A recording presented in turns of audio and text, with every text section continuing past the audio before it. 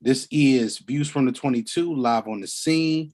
We got Germ So True, True Man False Worlds reporting live from the scene. We got my boy, the scout extraordinaire, Vic Jr. We are here. We are here. We are here.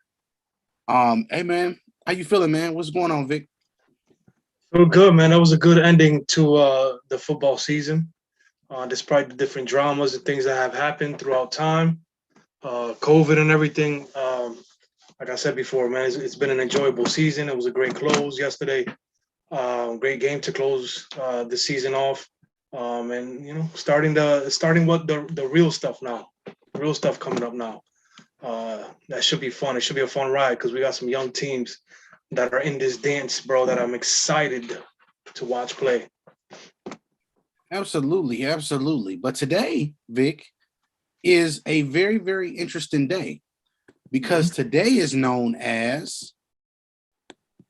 Yeah, See, I showed up. As you see, I showed up in all black. That's what I did. I showed up in all black for a reason, man. I showed up because it's some things happen. I mean, I should have showed up with the black shades on and hit him with the sunglasses and Advil. Last night was mad real type energy, but that's not even the energy I'm coming with. As we get one of our first guests today, we have First Lady Tanya in the building. She, as you see, she got her Alabama gear on, so we're gonna get to the national championship game here coming up here the last half hour of the show. That'll be in 30 minutes till the hour type of time. So look, we're gonna get right into it, man. Coaches firing today, NFL. Oh, look, you're talking about Black Monday. Black Monday. Because I wanted to start positive, Jerm. No. We starting with the listen. I got you. We bringing drama. That's what we got to do. So with that being said, let's start at the top here, y'all. The best part about this entire thing is we've seen that there are a lot of organizations that are not primed to be able to moving forward with the current head coaches and things that they have, as Mo Schefter pops onto the screen as well. So what we have here today is we have Zimmerman and Spielman both gone from Minnesota. That has been long overdue. Long overdue. I don't care what anybody says. Me and Mo and Vic, we've talked about this consistently for the last 3-4 years. Zimmerman has lost that locker room 3 years ago, maybe 5 years ago. It's time to move on and move forward toward a new voice. So seeing what we have seen at this stage, I'm really, really interested to know what you guys feel about the Vikings moving on from both Spielman and from Mike Zimmer. And Vic, I'll start with you. I mean, 7 seasons in Minnesota. Mike Zimmer known for his defense, which at times the Minnesota defense was pretty good. But at times they were underwhelming, considering the talent that they had on the roster. Offensively, it just seemed like they again, talented roster on the offensive side. Offensive side just seemed like they had a cap every time. They just never could, crack the top as one of the elite offenses that you had to be scared of in this league. And it just seems like Mike Zimmer is just not a head coach kind of guy. It's just that vibe you get that is just not a head coach type of material. And quite frankly, fellas, we talk about this a lot. The head coaching talent in the league is very small. Some of the guys brought up a very good question. How many of these head coaches, how many names or people in this world that you can say can take full power, full control of a team, of a professional level team? How many can we think of? How many names? And I just said probably 4 or 5, and there's 32 teams. So Mike Zimmer, as much as he's respected as a defensive coordinator, it doesn't seem like head coach is just the best option, for him. Mo? It's one of those situations. First of all, good evening, ladies and gentlemen. We are tonight's entertainment, just so y'all know. I think it's one of those things where time has come, I think when you look at the Vikings, I think they blew a golden opportunity to be relevant over the last couple of years, calling them the biggest tease in football for a reason. A lot of the things that Vic just highlighted, where the talent was never the issue, they just never seemed to get where they needed to get. I do think Mike Zimmer was a major part of that. I don't think he is a modern NFL head coach. Like Vic said, probably just not a head coach. I think if you're Minnesota moving forward, you want to bring in somebody who understands football. Don't bring in somebody who can draw plays on the clipboard, because that football team, there's still enough there where a new GM and a new head coach can have something to work with. Their biggest decision, obviously, is going to be that of Kirk Cousins, and we'll talk more about that heading into the future. But as far as this firing is concerned, both GM and coach, warranted and overdue. Tari, anything you want to add to this? Not to this one. It's only one team I'm waiting on to talk about.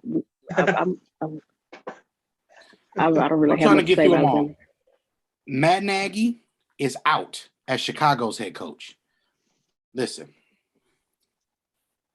you know how you wake up in the morning and you hear certain news and you hit that, it's gonna be a lovely day, lovely day, lovely day. That's what when I heard Matt Nagy was gone.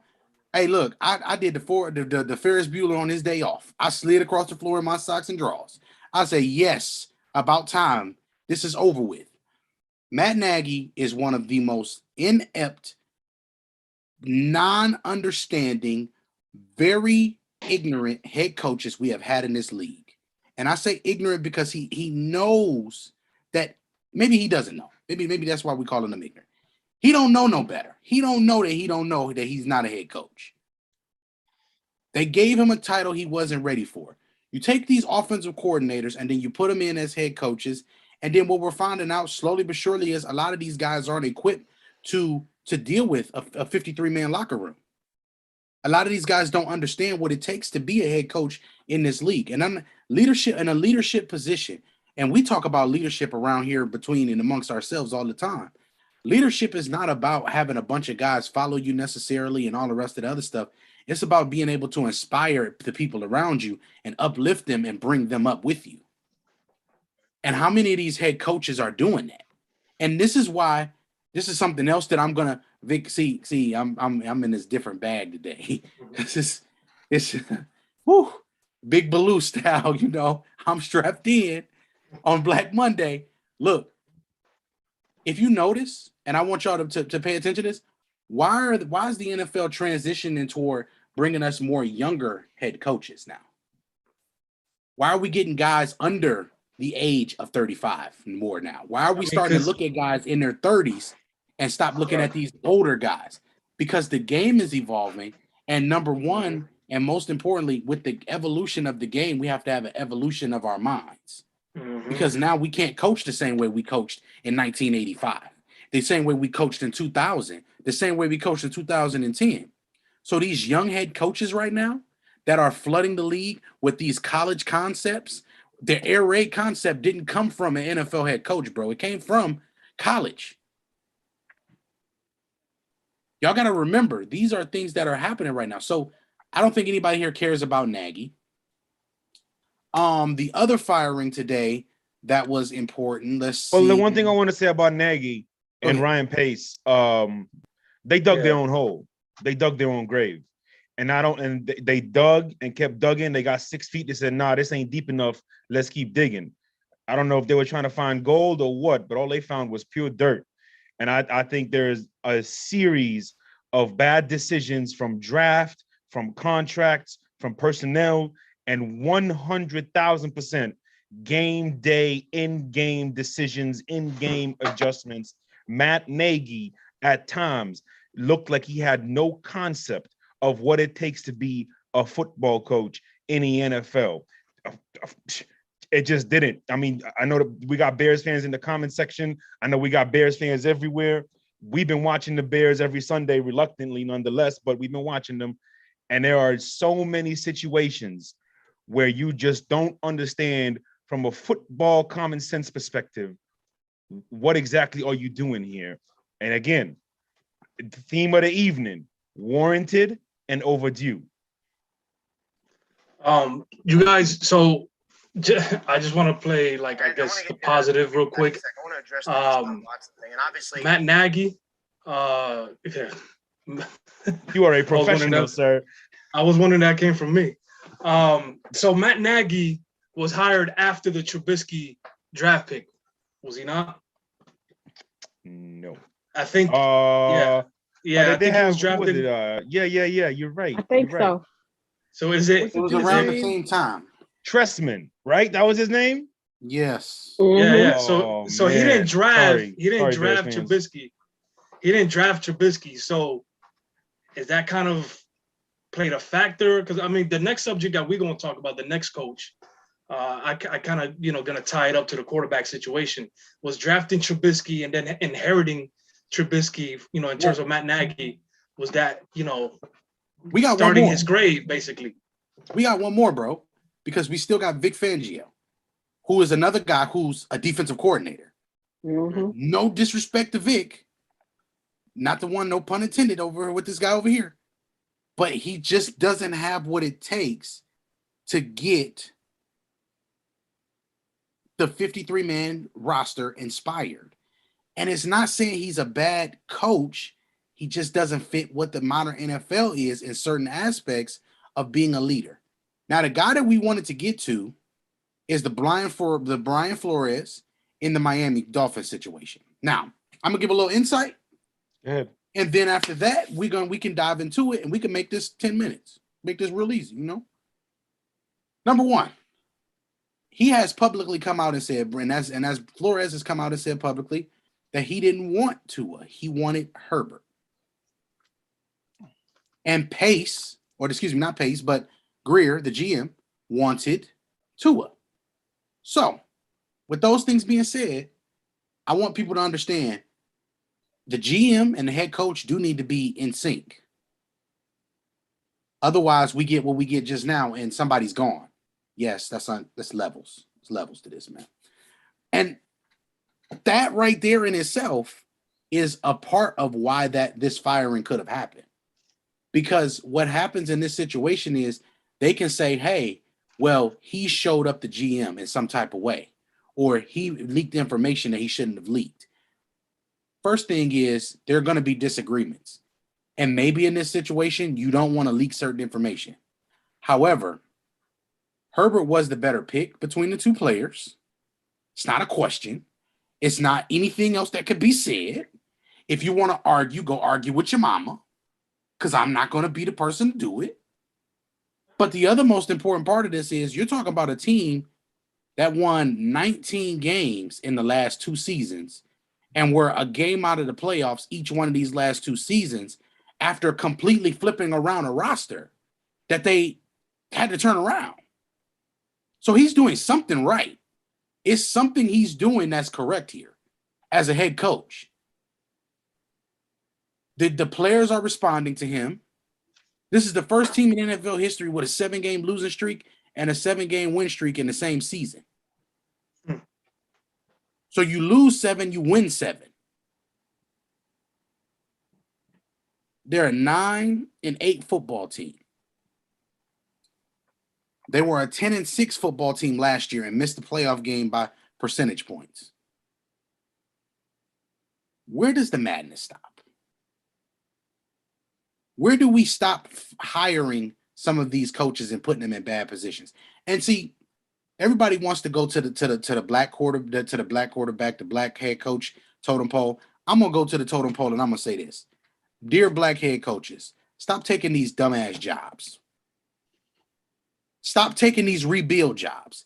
Hugh Jackson, stop taking these rebuild jobs. Brian Flores, stop taking these rebuild jobs. Go to an Mike Tomlin is still in the league doing his thing for multiple reasons. And one of those reasons is he didn't take no dumbass job. He took a job with a cultured organization. That's the Renaissance man right there for how you go and you scout a head coaching job. Is the GM and front office going to allow me to do me and allow me to implement what it is I need to implement? Do I have 5 to 10 years in this organization to win? But if you don't have beef, if you don't have a quarterback, if you don't have pass rushers, if you don't have anything that is going to help you win, why are you taking this job? Resume work is no longer acceptable, ladies and gentlemen. We are no longer doing resume work. I am no longer cleaning up your BS in order for me to have a job. That is just not going to happen. It's Black Monday, bro. We gotta talk about this. Well, Mo, go ahead, man. Well, no, I'm gonna let Vic go because I know Vic got more to add about the football thing. I honestly want to hear what you have to say, and then I could piggyback off of it. You know what I mean? Because I know you guys are gonna break it down the best, and I'll just, you know what I mean. So go ahead, man. I'm excited to hear from you, dog. Like real talk. I'm excited to hear from you. To tell you the truth, Vic, I don't want to keep it too long on this because, for one, 3 years ago, we were standing here talking about this same subject, and now here we are 3 years later talking about this same subject yet again. And it's a bigger thing than black and white. It's a bigger thing than black head coaches in the NFL. It speaks overall to a societal issue of opportunity, to a societal issue of, is my name going to prevent me from getting this opportunity? Is the way I appear going to prevent me from getting this opportunity? And if I get this opportunity, are those circumstances going to affect whether I get the same, not to use this word, but maybe it is the fitting word to use, am I going to get the same privilege as my colleagues? And I think, because I know what it is. I know 80 to 90% of our audience are feeling me on this. But I know there's like 10 to 15% that are like, damn, we talking about this again? And yes, we are talking about this again. Because if you're tired of talking about it, then that tells me that you don't have experience in what some of us have experienced and have gone through, and what Brian Flores had to experience and is going through today. Did y'all know that in the NFL, in what was it been now, 102 years in NFL history, less than 20 black head coaches have finished a full season with the team they were hired to coach? Less than 20. In 102, 3, 4 years of the NFL, 16 coaches have been let go after a winning season, okay? In the last 20 years, all 5 of those have been black coaches. Most notably, Tony Dungy went on to win a Super Bowl. Lovie Smith fixed a rotten culture, a Super Bowl honor already on his resume. Jim Caldwell took over the worst NFL franchise in the world, and in 5 years had the most all-time winning in record for that franchise. He was let go. Detroit won 3 games this year and they celebrate. That tells you the state they've been in since he left. And now you got Brian Flores. When Brian Flores got hired, I know Vic remembers this. When Brian Flores got hired, what did we say? We were placeholder. We were concerned that he was going to be a placeholder because the Miami job 3 years ago is not the Miami job it is today. And the reason for that is because of Brian Flores. It's not Rossi or the GM Greer or Tua or anybody. It's not even South Beach, okay? Because Hard Rock Stadium is about 35 minutes from South Beach. That's a great point. That's a great point. Not many people know that, of course, not being from Miami, of course. It is all Brian Flores. Do you remember the what came out about Miami's locker room and how toxic it was and how unsanitary it was? Like and this is pre-pandemic. And we talk about how unsanitary, how often are we talking about how unsanitary a locker room is? It's a locker room. It's supposed to be dirty. But if it's to the point where somebody has to address it,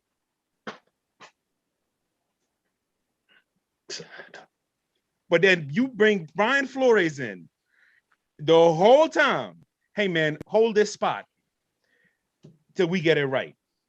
You're going to be the blame guy when we go 3-13. You're the one that's going to have to stand there every week and take all the questions and handle all the BS and stand on the sideline for 4 hours every Sunday and take L's. And it's all going to be blamed on you. But that didn't happen, did it? He messed up their plan, didn't he? Because he was fantastic. He was, I will argue and say, out of all the head coaches that have been hired since Brian Flores was hired, he has been one of the best hires. Because this team has been ill and void of a quarterback, but yet they are competitive every Sunday. They got blown out every now and then, but they are competitive every Sunday. That the players go, there isn't a team that plays harder for their coach than Brian Flores. I mean, you got, Mike Tomlin, obviously, and a couple other guys. Top 5, top up there. 100%. And as somebody who only became a coach like 6 years ago. Before that, he was just a coordinator, special teams this, assistant to that. Even when he was with the Patriots, he was never a defensive coordinator. Linebackers coach, safety coach, you know what I mean? Defensive back specialist, whatever it is. But Brian Flores has come in there and completely revamped the culture. And now you firing him. Now you letting him go. I wish no sort of prosperity on anything related to the Miami Dolphins franchise, because this is an absolute joke. You are spitting in a grown man's face and simultaneously spitting in the face of a culture of people who are like, damn, we took over this shit of a job and we made it what it was. And now we ready to win. And you gonna fire me? You gonna let me go? The coach who in Dolphins history, nobody has had a better record than Bill Belichick, than Brian Flores. In the last 2 years, only 13 teams have a better record than the Miami Dolphins. Only 13. But yet Joe Judge has a job. When Joe Judge couldn't even manage himself to put a full roster on a game day, yet somehow this fool keeps his job. It's embarrassing. It is absolutely embarrassing that we still, and listen, let me tell you, I am I keep my private business off of these airwaves, but some of you know this about me. I am a person in a position of employing people. And as that person, I have been in many rooms talking to other people in a position of employing people. And I'm here to tell you, this is inside information that you all already know, okay? If the person hiring don't got a last name with 7 syllables like me or Vic, or don't look like Tanya or Germ, it's a different mindset. It's a different set of opportunities that are given to certain people. That's not an opinion. That's a fact. A fact from my experience, her experience, his experience, and about 90% of the people you see in the comment section. It's a bigger problem than just not having the right football coach. It's a bigger problem than just not having enough black offensive coordinators and defensive coordinators to get promoted. It is a fact that so many of these young, promising black coaches get put in a position where they got to take the bullet. And then they fade into the background. Todd Bowles still trying to get a job back in the NFL. Why did Adam Gase get a job before Todd Bowles? Why did Jason Garrett get a job? And again, if you're tired of us talking about it, it's because you can't relate to it. And I'm gonna leave it there. Tanya, I don't know if you wanted to go ahead of me or you want to. Yeah, I mean, it's fine. I only have one thing to add because Mo is absolutely right. The thing that frustrates me is that everybody that got fired today beat the Giants, and Judge still got a job, and they beat him bad, and he still got a job. Yo, and he still got a job. Crazy. That I didn't even think about that. Wow. Okay. Standing ovation for that. Holy, Like that's what makes me that's a mad. great Like point. he still has a job. That's a great point. Damn. Oh my God. Damn. Clip MJ, you in the comments, clip that. Yeah, we Somebody gotta clip clip that. that. All right, so you good? Yeah, Because I'm good. I just had to you get just that threw a out. It was haymaker, like I don't, frustrating. now Yeah, it was you know what I mean? I gotta frustrating me. follow that Go up. ahead. So I guess I'll start with Mo. When you said that a couple years back, and you even found that quote, and you posted it about an hour or so ago. In my mind, I'm like, nah, there's no way, right? Like, this is a Bill Belichick disciple. This is a Patriot grown, homegrown coach from that Belichick Parcells tree. The defensive schemes are incredible. This guy deployed the cover zero numerous times this year, especially against the Ravens. Shout out to the Ravens contingency we have here, because they know what that cover zero is now. If you ain't know what it was before, they showed off that cover zero against the Ravens, okay? And not many coaches are willing to take that risk nowadays with these offenses nowadays. Facts. Okay? The blitz schemes, they don't have great pass rushers, Jern. They don't have great linebackers, but they schemed a pass rush. How are you still top 5 in pass rush? Can you name me a pass rusher on that football team? I'll wait. The only one that they did, they drafted Jalen Phillips this year from Miami. The other one is they have Agba that was drafted by Cleveland. Like, they don't have a bunch of guys that are just pass rush specialists. They got guys that just show effort, got young guys that are just playing the best that they can play. Right. And again, as you said, scheme and pressure. But the thing about it is, they're not only scheme and pressure like you just said, they just happen to they have two things going for them right now. They have that secondary going for them, and they have the fact that the AFC East is in a turmoil, and is in a turnover period. That's two things that they have going for them right now. Right. Sort of. I got something I want to address in the comments when Vic is done too. So go ahead. Yeah. So I mean, Mo and Germ, they're gonna bring you the smoke. They're gonna bring you the political smoke. They're gonna bring you the business smoke. I'm gonna bring you from the field. Okay. On the field, this man had those guys playing ball. Okay. Again, the coverages, the schemes, the pressure, everything was on point. They signed a kid from the Cowboys that I'm just not ringing a bell right now. His name, drafting well, even though, again, did he have the opportunity to take full control of the team? He did yes not. Or no? It doesn't look like it. No. Because the Tua draft pick, I don't think he would have done. Okay. No, he already said he wanted Herbert. He came out and said he wanted Herbert. Right. So and Greer Herbert has a stretch here. Every year, my boy Colton, shouts out to him, friend of the program. Colton, every year, me and Colton do a draft board. We've been doing this for about 5-6 years now. Every year, me and Colton go back and Colton says, hey, we could have had this player, this player, this player, this player, instead of this player right here. Vic, you talk about, like, I'm gonna let you go back to it because I know you got a lot of good football points to make. If you remember last year, we talked about this. The same way I found that screenshot, you give me enough time, I'll go find you some video clips of us mentioning, including yourself, that Flores is playing Tua not because he wants to. Like, it is not his decision to play Tua because he knows Tua wasn't ready.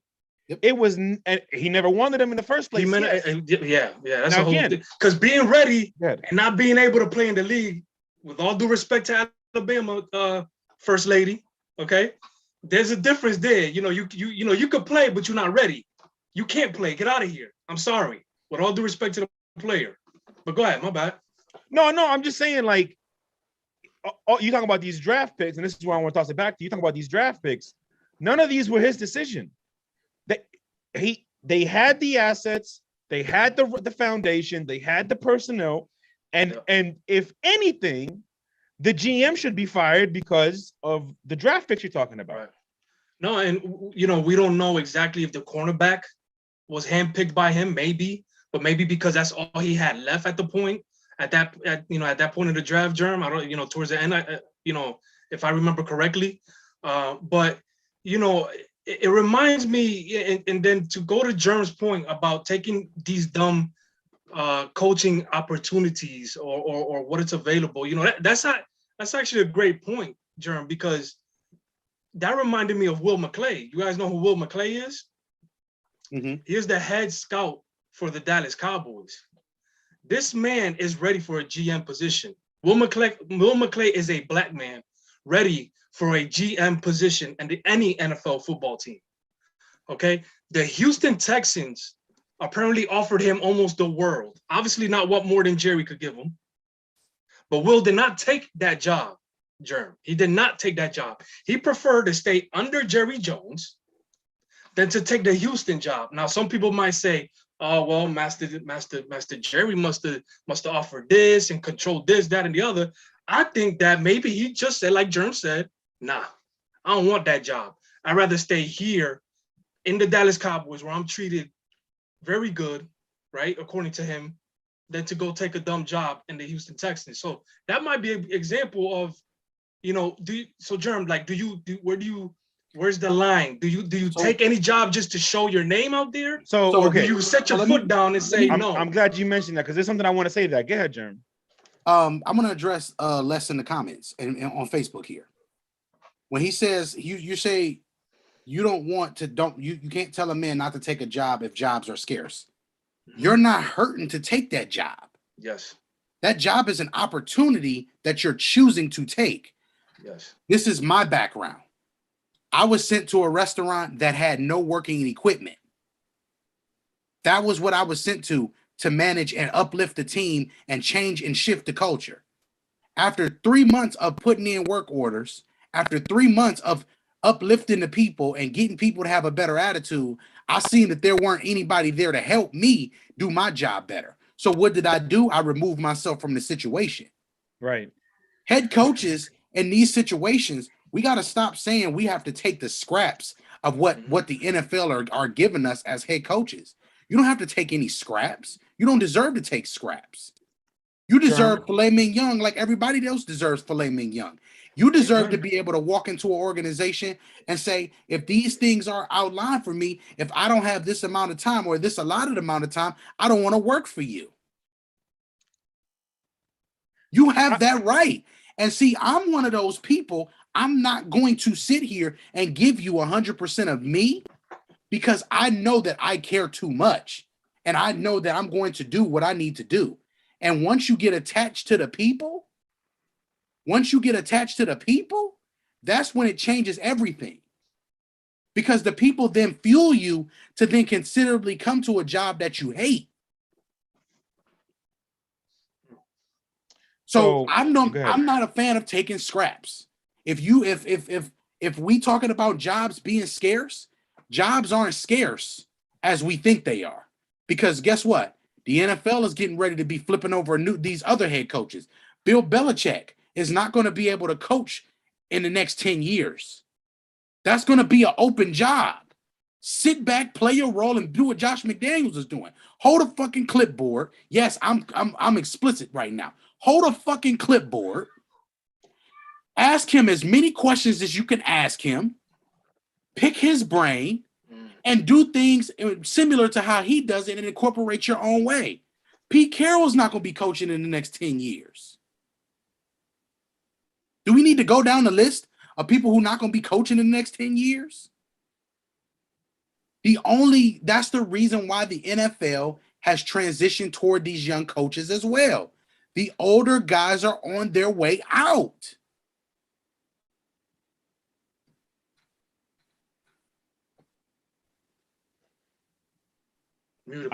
I think it's very important for people to, whenever I disagree with Germ or Germ disagrees with me, it is not necessarily that we have a difference of opinion.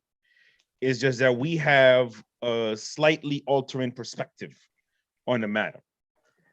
Because I agree with you, Germ, but where I disagree with you is the circumstances. And so what I mean is this. So you said you went to what was it, a restaurant, right? Mhm. Mhm. Okay. So number one, I've known you about 6-7 years now, right? The one thing I have known about you is any situation you have gone into with the different industries that you have explored, you've always made that place better. Okay. Here's the difference. There is, pick a franchise, pick any franchise. I don't pick a restaurant We're franchise. talking about Miami, so let's just stay in No, Miami. pick a restaurant franchise. Pick a, Let's do Taco Bell. It's Taco Bell. Since they trending right now with they fake ass wings. If you eat Taco Bell wings, by the way, I do not support you in life. I'm not gonna say anything because I actually know the whole Taco Bell thing. The actual wings is actually real, y'all. I'm gonna tell you the truth. Let's stick to the subject. I'll let that go. I ain't gonna say nothing else. There is hundreds and thousands of Taco Bells in the country. There are millions of restaurants. There are thousands of restaurants just within driving distance of where you're at, right? Which means the opportunity is, there's more of it. It's more available, okay? Am I still here? Yes, yeah, you're good. You still here? Your background just went back to Whoa! It's no longer undisclosed. We see the underwear on the back. Whoa! See, Illuminati. Oh man, I don't like this. Did everything just shut down for you on that? I don't know what happened. I don't like this. This is. It's okay. It's all right. Anyways, so just you're good. All right. It's not. I'm lacking professionalism at the moment. It's all right. Talk about it. We talking. Okay, so there's hundreds and thousands of opportunities for you with all your talents and skills and ability to work with people and ability to elevate those around you to go and do that. So if you go somewhere and you're not feeling it, or you realizing that you really don't want to work with or for this person, you can leave because there's another opportunity right around the corner. And if you don't know where the opportunity is, just open up your DoorDash, see where the next restaurant is, and boom, you in there. Because there's plenty of restaurants across the United States that could use the expertise that you provide. There's only 32 jobs for what we're talking about here. Yeah. And not only is it only 32 jobs, it's 32 national, damn near global jobs. So when you talk about the significance of the position that Brian Flores held, or Tony Dungy, or Lovie Smith, or Jim Caldwell, or dare I even say David Culley, who's the next fall guy on this hitman list, but we'll leave that for later. It is of much greater significance to the people coming up, to the kids coming up, to see somebody like that in that position. It's not necessarily just a football thing that you have to take into consideration. And I'm going to give a prime example.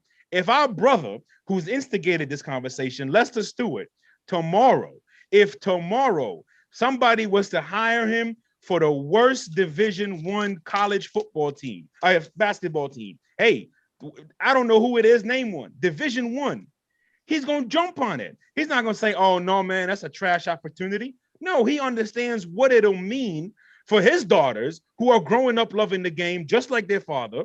Beautiful daughters, by the way.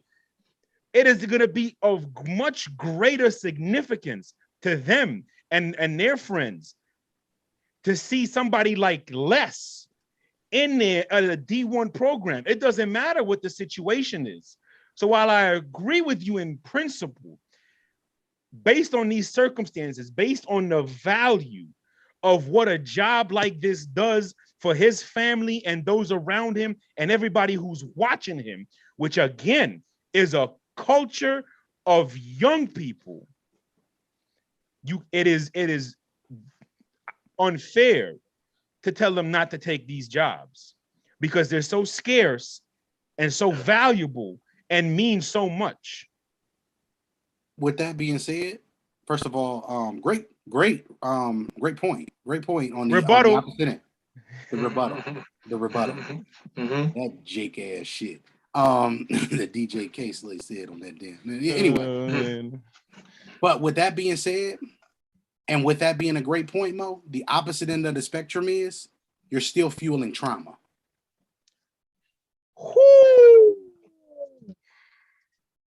I don't know if we got time for these type of That's the rounds. ultimate rebuttal to everything. Oh. Because every positive has a negative, right? Yeah. So our big brother takes that job, and then they don't give him the allotted time to do his thing. Oh, that fuels the 100%. trauma Oh, of 100%. Now we got a problem with the organization for not giving him that, and that fuels the trauma back into the community to say, hey, we're not getting the proper opportunities. So why fuel the trauma? That's the only. That's my ultimate thing. I don't want us to continue to fuel our trauma in this situation. I want us to get away from it, alleviate ourselves from that. That's what I was saying. Like it's a 50-50 thing. You know what I mean? Because I agree with it. Absolutely. But it's like, there's only a pocket, a handful of good opportunities in the league, bro. Mm-hmm. Unfortunately, you know what I mean? The Steelers' job. Great franchise. They hire you and they step away. They mind their business. If you don't mind, Vic, if you don't mind me, I forgot to bring this up about the Pittsburgh Steelers. That's a different franchise, yo. That's a different franchise. The way they do things is just different. It's just different. And the thing about it is, it's a standard. We talked about how the New England Patriots were the standard of football for the last 20 years. The Pittsburgh Steelers have been a standard of culture for the last 75 years. Okay? That is not easy to do. That is damn near impossible when you're talking about so many just masculine, testosteronic, yes, I made that up, egos. Of course you did. You know, and we know how physical all those football teams have been. So there's a lot of testosterone and physicality in there. Like the Steelers are just, if the Patriots are the standard of football, the Steelers have been the standard of culture.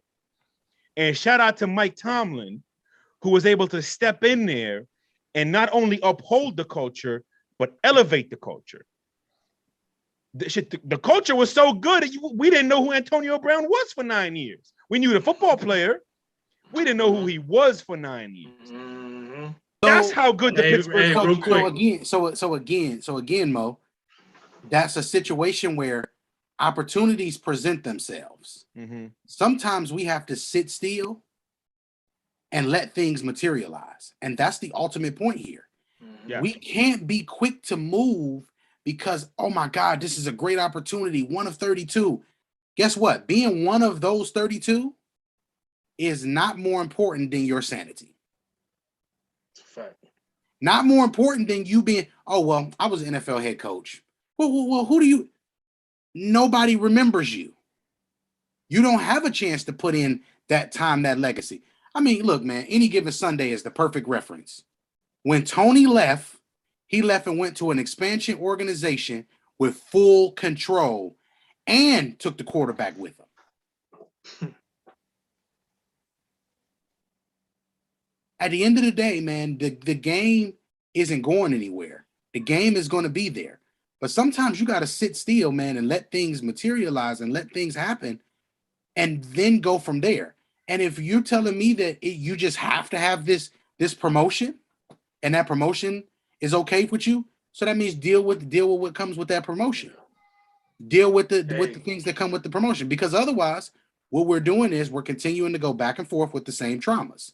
Oh, well, black coaches don't get this. Black coaches don't get this. Well, hey, let's stop taking some of these jobs and let's stop cleaning up all of this stuff that we don't need to clean up. Because you couldn't pay me to go and clean up the Houston Texans organization. Because I'm taking, if I go, I want all of the people who do massages to remove themselves, and we're going to interview new people. That's the first thing. Yes, I'm going there. That's the type of energy I'm on. I want to remove everything about it that was there before me. If you were there before me, before this date, it's time for you to go. I'm sorry. good evening. Hmm. Period. Real quick. So yeah, let's get to the national championship game and everything else.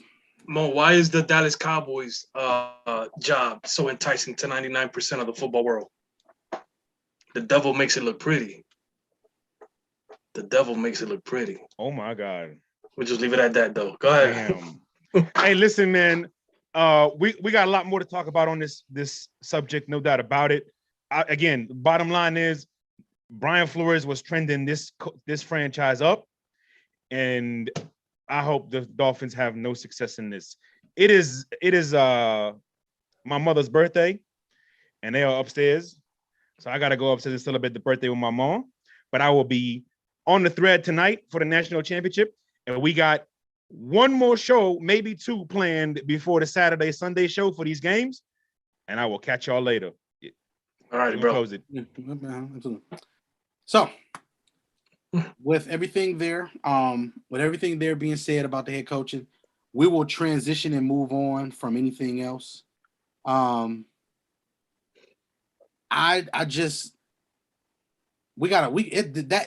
subject is one that resonates because it took about 45 minutes, bro. You know what I mean? So if we're gonna talk about it, we're gonna have to talk about it. It's a deep conversation. Yeah, it's a deep conversation. Tonight, we have the national championship game. We're not going to talk about the game from this week. We'll talk about those on a separate show. Don't worry, we'll get back to that. We'll get back to the NFL, but let's highlight the kids tonight who are going to be taking center stage for the world. We got Alabama, Georgia, part 2 for this season. Let me start by saying this, man. Alabama has done a sensational job over the last 15 years that Nick Saban has been there of recruiting beef. They've done a sensational job at recruiting receivers and developing them. They've done a good job of creating DBs in certain players. I mean, look at what Trayvon Diggs is. Say what y'all want to say about the yards, but Trayvon is still playing very well, playing good football. I don't care what you say. If y'all want to talk about it, it's 22 eyes in the sky that we can go ahead and have that conversation. The thing about that is a lot of people, they talk about it on TV, but a lot of people didn't realize that when he started at Alabama, he was a receiver. Nick switched him when he got to Alabama from a receiver. Trayvon, yeah. So he played the same position as his brother played. Yeah. And he was 6'2" and bigger. Mm-hmm. So all of that being said, Nick has done a sensational job of building a program. And that program that he's built has been not only a staple for a lot of these kids to be able to move on and move forward and everything else, but it's been a staple in the SEC to the point where beating Alabama is one of the biggest accomplishments in majority of these team season. Every single year, that elephant, when they see it on the schedule, they're trying to make sure that elephant does not beat them. It is what it is. We got to call it what it is. So that program, shouts out to Nick Saban for creating a program that has been somewhat like the NFL version of the Patriots. That's pretty much what it has been. And until he decides to hang like besties. I mean, it is what it is. So you got to see what it is. But what we're going to start with is this. Alabama has a quarterback. I believe that Bryce Young is the best in the nation. Why do I believe this? Number one, he understands when to run. Number two, he is very, very consistent in everything that he does. And number three, I trust his decision making. I don't say this often when I trust a young kid's decision making, but that's one of my keys in scouting is decision making. I want to see you know when to make the decision to make this throw. He has shown on quite a few occasions that he knows what it takes to be a winner in college football. He did it in the Auburn game, 4th and 10, no timeouts, need this play, maneuver in the pocket, big time throw, first down. he has shown he is the best player in this nation. And first thing we're going to start with, we've scouted Mac. We've scouted Tua. We've scouted the likes of AJ McCarron's even before we knew each other. We've looked at all of these different Alabama quarterbacks. Jalen Hurts, who we still have the jury out on certain things that he does, but he's still a good enough player. He's still a player. Yes. We have to give him credit for the things he's improved in since he's been in the NFL. And that's where I say other things, but I won't go to those things because it's night and day seeing Jalen from Alabama to the NFL. Oh yeah, it's night and day. So shouts out to him. But that's 3 players I just named that are first, and second round picks. This kid is going to be the first one that goes number 1 overall. Vic, when we talk about quarterbacks, and we've scouted the likes of those players, what are things that you look for in young quarterbacks in college? That's interesting because you know how it is. Like, I don't follow necessarily the college game throughout the season.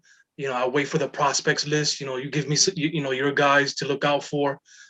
We start to build up our board and stuff like that, and that's when I get in the lab and start watching these games. But ever since I started hearing about this kid and some of the things that he's been doing, I was able to get a little bit of work in Germ, and it's interesting when you said that ability that he has to know when to run and when to pass was evident for me. So when you brought that up, then that kind of confirmed it for me. Like, all right, so like I saw the same thing Germ saw without us even discussing it. So and that's a great trait to have. It seems like this is a kid that can go through his progressions before he decides that if he needs to get out of the pocket, he's not just going through to one read and panicking and trying to get out or trying to roll out and stuff like that.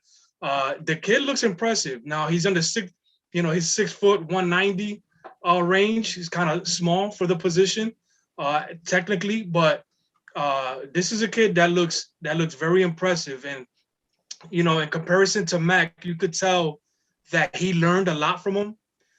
You could tell some of the things, some of the reads that he was able to make, some of the responsibilities.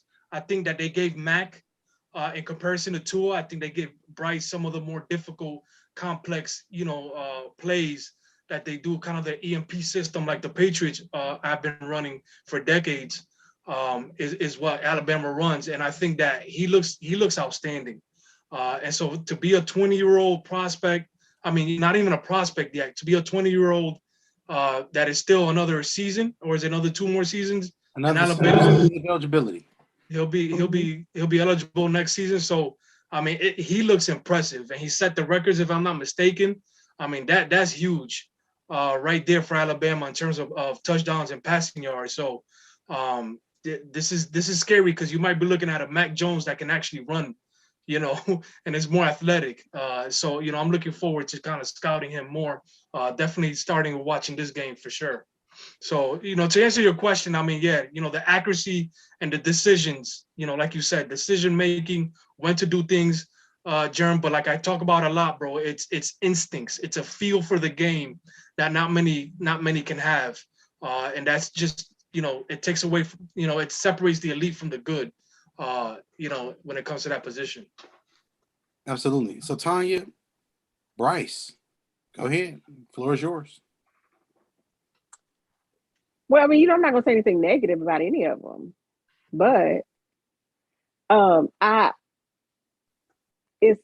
it's hard to say because y'all know me and Mac Jones be here, but I like him a lot better than I like Mac Jones. Like when Mac Jones first started, I was like, "What the hell is this?"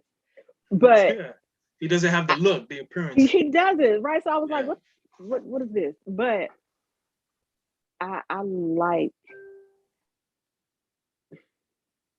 I'm looking at him now because they're on TV.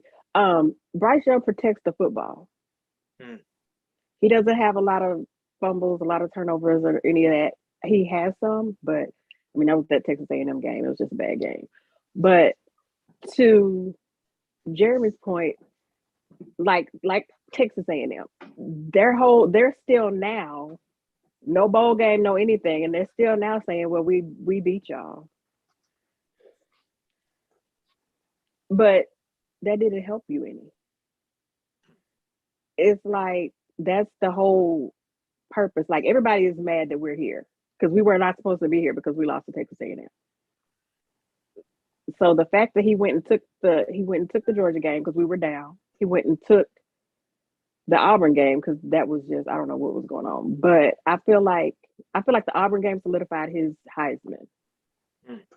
That's a Heisman moment. That's great. It was. It was was greatness. 97 seconds left. Yeah. It was 90. What was that? 90? Was it 97 seconds left? Yeah, it was 97 yards. Team? And it had no timeout. Auburn. What team was that? Auburn. Yeah, I think that's the one. Yeah, that's the game that I ended up seeing. Yeah. Yeah. Yeah, that 90 was some yards in 90 some seconds, bro. Yeah. With no timeout. It was 97 yards, no timeout. That's different. That's different, bro. We just seen Brady do it 2 weeks ago, and he had 2 minutes and no timeouts. That's the level that we're talking about here. And in the game, like y'all gotta understand, like these 2-minute drives are not easy. Every throw counts. You know, so Tanya, what I'm gonna ask you next is where's some things that you would like to clean up from the first matchup with Georgia?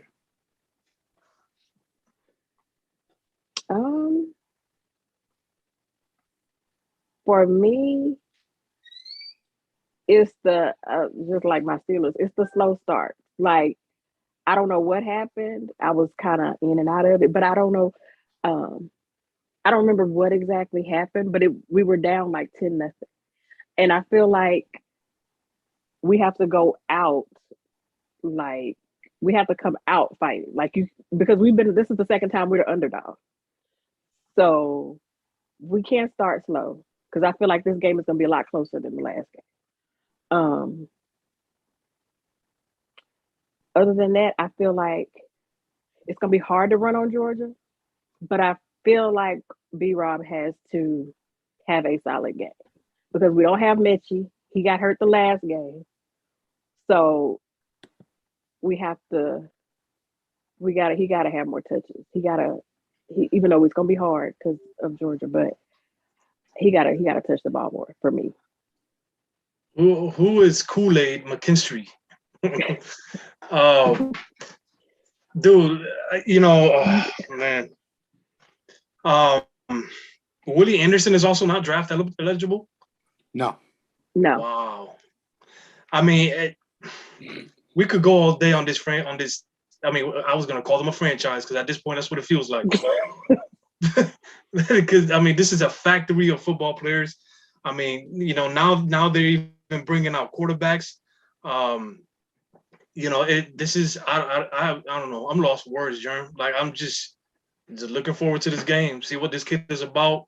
I did see the Auburn game, and just that decision making, the accuracy, from that small frame, the ability to get the ball downfield, with some great velocity. It seemed like, violent. It's that violent thing we talk about with those 6 foot and under quarterbacks. Yeah, how they use their lower body and they make it into a violent whip with their upper body and their shoulders. Yep. Does a really, really good job of all of those things. I mean, look, man, Georgia did these two things well in the first matchup. Mm-hmm. They mixed in the run enough to be able to stay relevant long enough in the game. But the thing is, with that, running the football is only going to get you but so far against Alabama. You still have to throw it because Alabama's not going to give you a bunch of big runs in a game. So there's that. The other thing is Bowers. I have to talk about Bowers here for a second. If we're talking about a tight end who is going to give everybody a lot of these modern day George Kittles, Travis Kelce vibes, he is one of those guys. He has an elite skill set. It is going to be very important that Alabama takes him out of the game, because if they don't, it's going to be a little bit tighter than it needs to be. He had 10 catches in the last game. You can't allow this guy to get one-on-one matchups because he's going to win them. And he's going to win them consistently. It doesn't matter who it is. It don't matter if it's against Battle. Don't matter who it's against. And then the second thing and the most important thing here about Bauer that we have to make sure we understand is they're going to line him up everywhere. So what you're going to need to do is adjust accordingly. MJ has a shirt that says act accordingly. That's where we are right now when it comes down to this kid. You're going to have to contain him and stop the big plays and keep this guy in front of you. Do not let him get behind you. Do not allow him to get off the line of scrimmage without being touched. Period. On the opposite side of this, Alabama. Now, I know Deion Reed is somewhere a little upset about what I'm about to say, but he'll be okay. Jameson Williams destroyed y'all the last time y'all played. Wait, he a Georgia guy? Destroyed y'all. He's a No, Georgia. he transferred from Ohio State last year after we beat them. No, I'm sorry. Deion. Huh? Oh, Deion is an Ohio State fan. Okay. So that's where the kid He transferred from Ohio State after the national championship last. I'm with you. Jameson Williams is a PROBLEM. If y'all not gonna cover number one, it's gonna be a lot of sixes scored tonight. He smoked y'all last time y'all played. He had 180 on 11 catches. This is different. Yeah. So what up with John Michie? He won't be playing. He's out. He got injured. Yeah, he got injured the last time we played Georgia. He got injured in that game. But see, that's another problem because that's another cut and another cut. It looked like the seat belt won't buckle up. Like it was that energy. He had that yardage all in the first half too, Vic, by the way. That's all first verse. Yeah, 6 for 97. Yeah. All first verse. So that's and these are the things that we have to look forward to in this game. So I'm gonna say this now, and then we're gonna transition toward any little final things we want to talk about with the game. Georgia, you got to continue to stop the run, but you got to double team this guy and make the other guys beat you. Because at this stage, he's the most important player for that Alabama offense, not named Bryce Young. Georgia, keys to victory. Look, Stedman Bennett threw the ball 48 times. Why you calling me Stedman? I said Stedman. I'm sorry. That's it. I called that man. I started at Stedman. Hey, you know what? Because you know why I called him Stedman? Because Bryce more like Oprah anyway. So anyway, Stetson Bennett. Stetson Bennett had 48 pass attempts in this game the last time they played. 48 pass attempts in a game that you were losing in the third quarter, and the lead got worse as the third quarter went along. Bryce threw the ball 44 times. When you make this Georgia quarterback throw more than 35 times, you're in a good spot. Because what do they want to do? They want to be balanced as possible, or they want to be more 60-40 run, Vic, and they want to play good defensive special teams. So I want Spencer Bennett to be throwing the ball 40 times. That man's name is not Spencer. I know I messed it up again. I'm catching Alzheimer's in the middle of the broadcast. I don't know it's Alzheimer's, for those who gonna say something else. But I like saying Alzheimer's. I'm catching Alzheimer's in the middle of the broadcast. But Mr. Bennett, the fourth, he needs to have 35 attempts or under in order for them to win this game. If you make him throw, if Bennett beats you from throwing for more than 40 times, I'll tip my hat to you and say good game. Yeah. There will be no running of this football tonight. Georgia.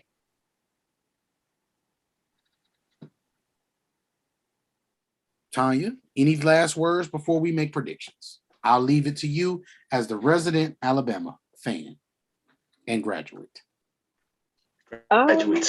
Squeeze me. No, I really don't. I think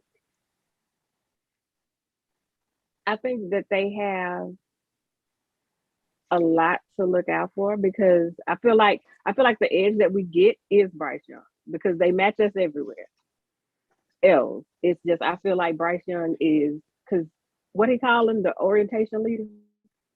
I just feel like now you got to make me call his man Stetson. Stinson, what his name? Stinson.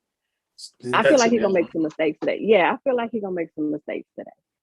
And then you got Will Rob. Yeah, you got Will Anderson back there. So I'm looking for him to have a good game. Really, that's really who I'm looking for. It's Stetson. Whatever. Oh, Stet. It's a Stet in the sun. Stetson, like the cologne. I told you that last night. Stetson. Oh, okay. Well, I'm just no, but shout out to the chat. Shout out to Jeff. Jeff was the one that said that. That's why I actually had a question about Will Anderson not being. Shout out my guy Jeff too, man. Hey, he's always supporting, man. Absolutely. Jeff, he's not draft eligible either, bro. They got some people coming back, and that's not including the players that haven't played already that have been recruited. Yeah. So from a couple of classes ago. So look for Alabama to have a pass rush next year. Man, I'm just looking forward to watching this talent, man. Like it's always a talent pool, a game full of talent when it comes to these college games, seeing these prospects, this close and stuff like that. George Pickens as well is supposed to be a receiver out of Georgia, along with the tight end that, is supposed to be an NFL prospect as well.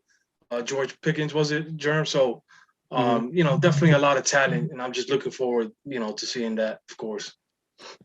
Yeah, man, Georgia got their ass kicked on my birthday the last time. So and they did.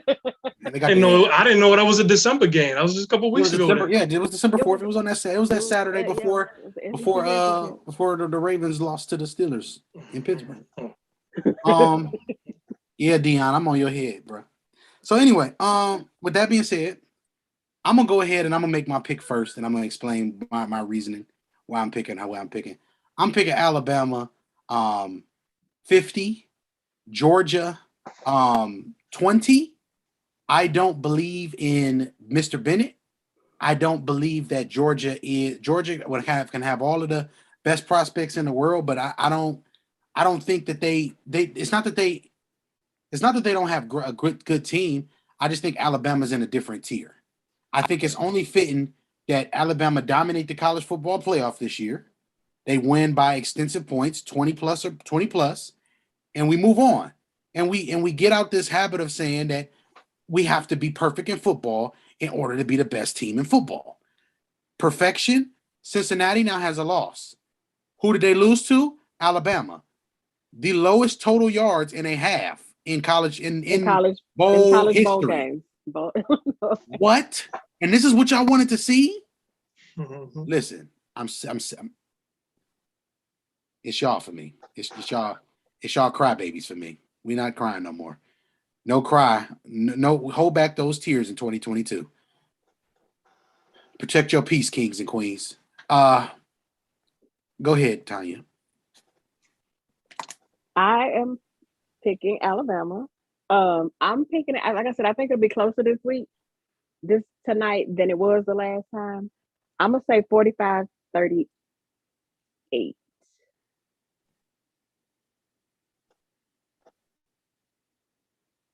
Oh, you went for me. I don't have a prediction, bro. I just, of course, I think Alabama should be able to win this game, right? So, give me Alabama. I'm just here for the talent, dog. I'm just here for the talent, for the show. So that being said, they did the same thing they did last time. Everybody picked Georgia on. But go ahead, I'm listening. No emotional attachment. Last time, what happened was everybody picked Ohio State last year, so it was that's how it went. Right. No, that's why I'm content. Last year I predicted 50 points. This year I'm predicting 50 points. That being said, views from the 22 live on the scene. We got the first lady. We got Scout Extraordinaire, True Man, False World reporting live. Scene. Hey, we will be back later in the week. We got some matchups to break down. Got a couple of things we want to talk about with some of these games. Also, Saturday, Sunday, Monday, we're going to come at y'all with the pre-games like we've been doing. because that's just what we do. And then most importantly, man, we just want y'all to understand in this particular space that we're in right now, y'all gotta be here. Y'all gotta be here. Because all of this stuff that everybody else ain't gonna talk about, we gonna talk about it. We gonna be about it. The scene, baby. Make sure you guys like, share, subscribe. Tell a friend. Tell your mama. She might like it too. You never know. Tell your dad. He might like it. You know, he might be like, yo, they better than ESPN. Never know. But tell everybody. The scene, man. We out.